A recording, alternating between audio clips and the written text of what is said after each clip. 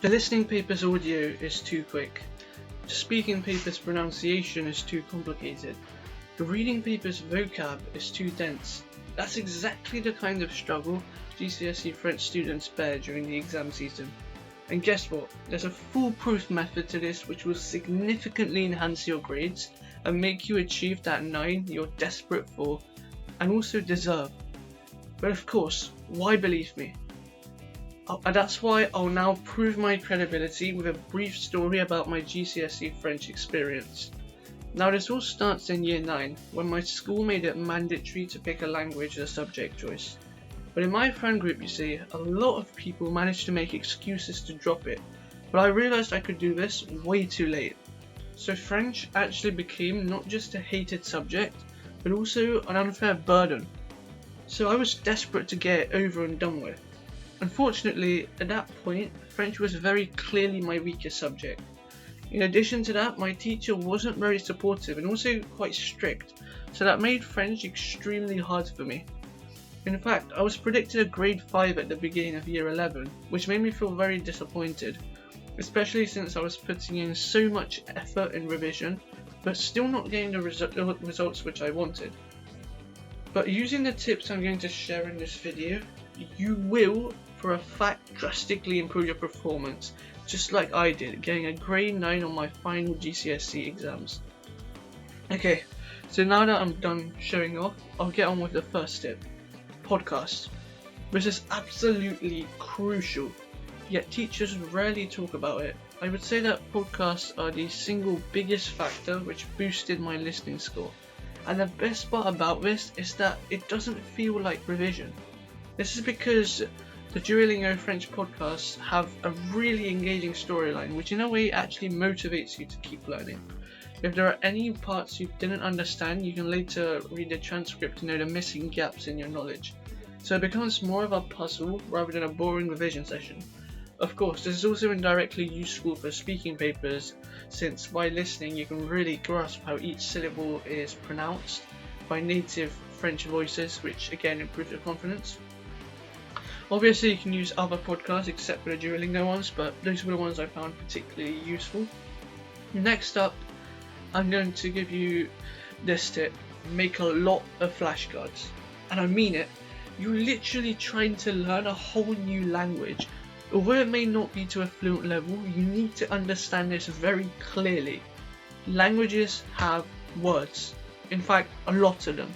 So obviously if you want to get a grade 9, you must make tons of flashcards and revise them consistently. And I know the word tons will give many people shivers, but you must remember that this is not science. Each flashcard will only have 2 words, the French on one side and the English meaning on the other. As usual, I strongly recommend using Anki because it uses spaced repetition, which is really helpful in memorizing dense vocabulary. But of course, that's just my preference. Either way, consolidating all these words will take a lot of stress off your shoulders. The following piece of advice I'm going to give you is to memorize some key impressive phrases. This might seem strange at first, but trust me, this will be extremely useful for unprepared questions during your speaking paper or also the writing paper. This is because most questions actually repeat the same phrasing, because luckily for you, the themes are actually very self-contained. As someone who's done all the past papers, I can firmly reassure you that this is a recurring pattern. So if you manage to memorize several sentences with impressive grammatical structures and advanced vocabulary, at least half of your prepared sentences are almost guaranteed to help you in your exams. In terms of how much to exactly memorize, I remember making 8 flashcards per theme, answering the most frequently asked questions, and each of these flashcards would have around 3 sentences. Importantly though, make sure you check these answers with a teacher and ask for improvements.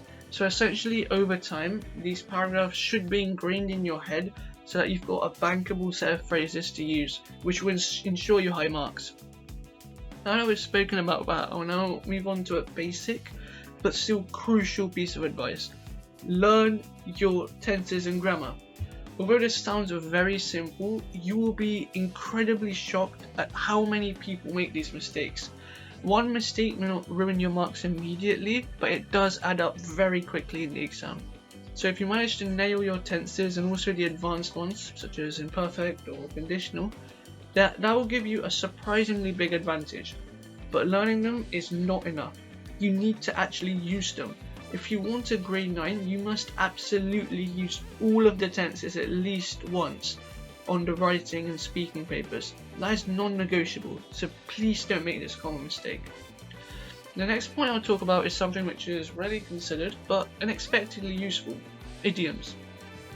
So if you said it's grading cats and dogs, that would be an idiom, just for those who don't know what that means. This isn't compulsory, but even adding one or two of them subtly into your writing or speaking will impress the examiner and make you sound more fluent. The final tip I'm going to give you is to treat French as a skill rather than a subject.